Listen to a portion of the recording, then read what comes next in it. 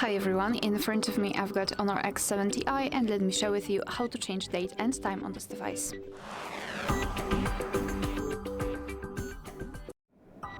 So let's begin with opening the settings, and here we have to scroll down to the very bottom to find system and updates. Then let's tap on date and time, and as you can see here we've got some options which we can customize.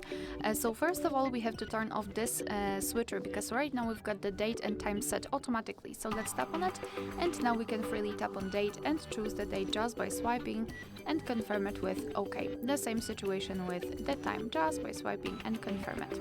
We can also change the time zone, just tap on it, and here we've got the full list of available time zones, so find yours and then tap.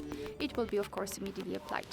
Here you can decide whether you want to use the dual clocks. You can turn it on and off just by using the switcher, and you can choose the home city. So basically the whole idea of this feature is that your device will display two different clocks, so the first time from the place you're currently in, and the second from any other place of your choice, for example your home city. Here you can also change the time format. So right now we've got the 24-hour one, and after turning it off we've got the 12-hour format.